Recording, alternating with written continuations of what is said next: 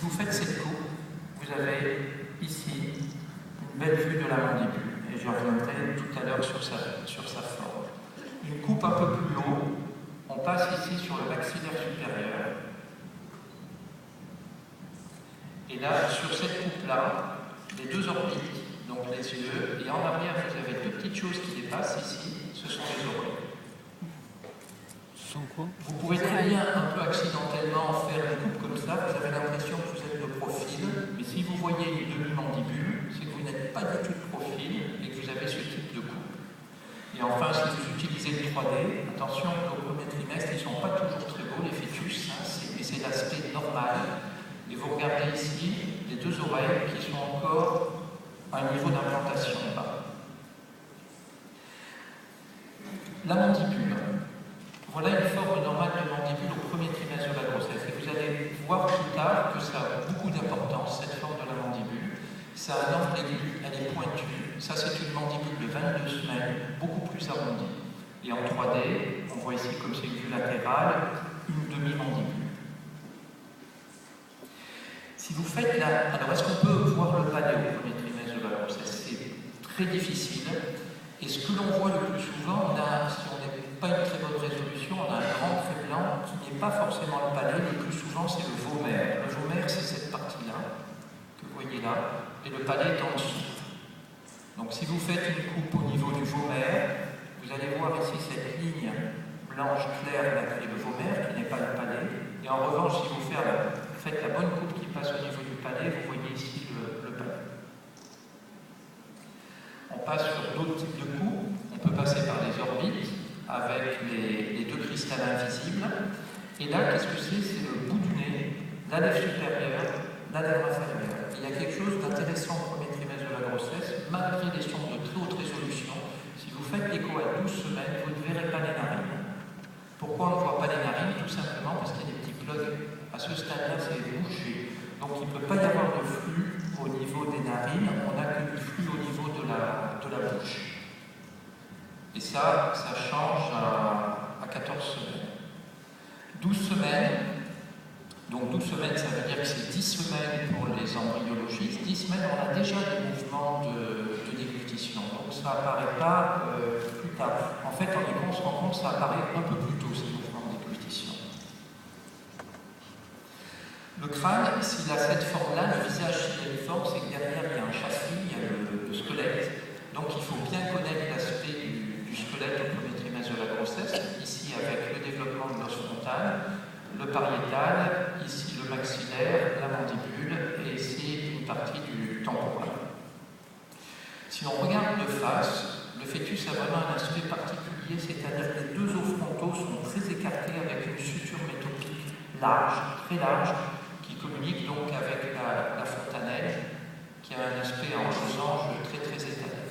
Là, je vous ai mis deux visages, un avec les os propres du nez présents, c'est cette petite tuile qu'on a ici, et celui-là avec les os propres du nez absents. Et il faut être habitué aussi, quand on fait du 3D, aux différents aspects de la face au premier trimestre de la grossesse, avec des fœtus qui ne sont pas encore très beaux, mais d'aspect normaux. Il y a une exophthalmie qui est physiologique et qui va être maxi autour de 13-14 semaines. Et avant, faites attention aussi à la position des oreilles. Les oreilles sont basses et c'est normal. Et si vous faites du 3D aussi, vous voyez ici, il y a une petite encoche à la partie postérieure de l'oreille. Et ça, c'est tout à fait normal. Alors maintenant qu'on a vu l'aspect normal, je vais vous montrer ce qu'il est possible de diagnostiquer au premier trimestre de la grossesse. Alors dans certains cas, vous faites l'écho à 12 semaines et vous vous rendez compte au moment de l'écho de 12 semaines que l'embryon, il y a un embryon qui est mort et qui est mort probablement depuis 4 semaines parce qu'on a des mesures de 8 semaines. Et en y regardant de plus près, si vous les détaillez, ces embryons, on se rend compte que celui-là avait très certainement une anomalie de la face parce que vous avez un gros creux là au milieu. Et tous ces embryons, regardez ça, c'est un autre signe, ils ont des cordons courts. Encore un autre là qui avait très certainement une anomalie de la face, une grossesse arrêtée, avec, on ne voit pas ici de mandibule, on a une zone là hyper épurée. Alors quelles sont les principales anomalies que l'on va pouvoir dépister au premier trimestre de la grossesse, à l'écho de 12 semaines, 12-13 semaines? J'ai mis dedans la crânie parce que c'est une malformation crânio-faciale, ça c'est facile à voir. Simplement, ce qu'il faut savoir, c'est que cette anomalie peut se dépister beaucoup plus tôt. Si vous faites une écho à 8 semaines, là on avait dépisté la crânie, le crâne est irrégulier, mais surtout on ne voit pas les vésicules cérébrales habituelles, ça c'est rendu en 3D. D'autres anomalies extrêmes, ici c'était un syndrome oculo-fronto-nasal, où il y avait une importante fente et une déstructuration du crâne, avec l'aspect 2D, 3D, puis avec l'interruption de grossesse. On peut avoir de gros délabrements comme ici, qui étaient dus en fait des brides amniotiques. Vous voyez que le fœtus, la myose est ici, et une partie du fœtus et une partie du crâne était dans le célome externe, et ça expliquait donc ces lésions faciale avec toute une série de fentes. L'holoprosencéphalie, c'est un diagnostic que vous pouvez, surtout dans la forme annuaire, faire au premier trimestre de la grossesse. Ça, ce sont des volumes que je dois à Daniel Meglin, ça a été fait donc à 12-13 semaines d'aménorrhée, avec une face plate, le proboscis. Mais ce diagnostic, généralement, il faut surtout le faire sur l'aspect du cerveau plus que sur l'aspect de la face, parce que c'est quand même très très rare d'obtenir aussi bien un fœtus comme ça à ce stade de grossesse. Comment vous pouvez faire un diagnostic de l'holoprosencéphalie annulaire? C'est très simple. Ça, c'est un aspect normal avec la foule du cerveau, les deux ventricules latéraux dans la partie antérieure. Vous avez une séparation, et là, vous n'avez qu'un seul ventricule. Et autre chose très importante, ça c'est la preuve, c'est dans la continuité du topo de tout à l'heure, qu'il y a un développement commun entre le cerveau, entre la face.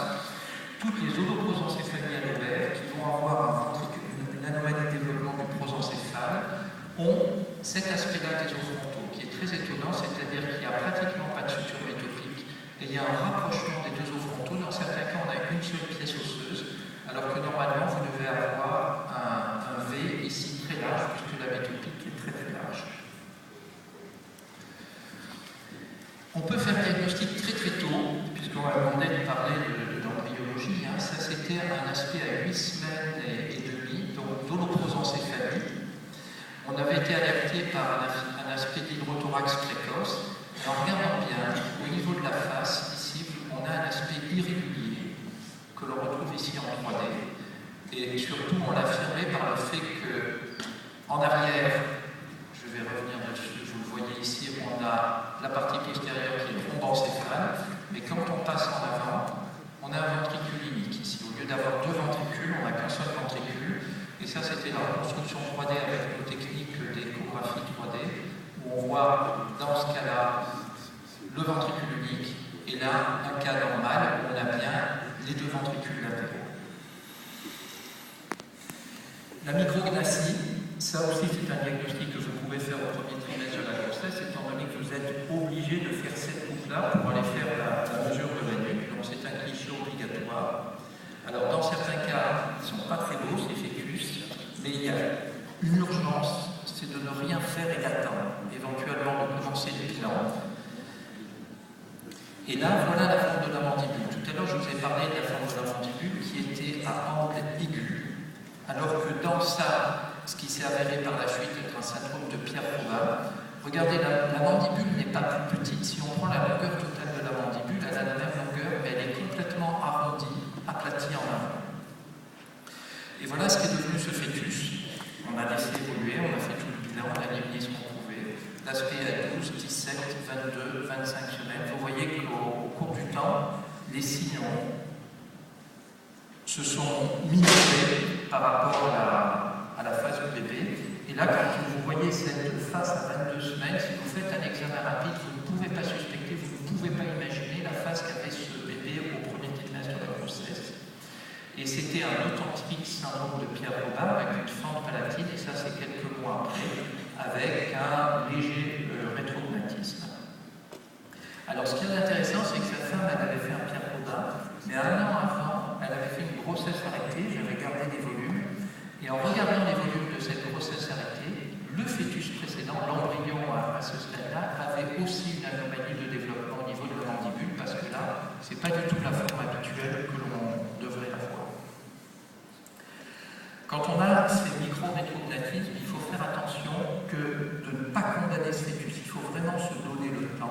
Là, c'était une forme un peu familiale, la mère était un peu comme ça. Ce fœtus aussi nous avait inquiété, avec une mandibule, là encore, qui était complètement arrondie.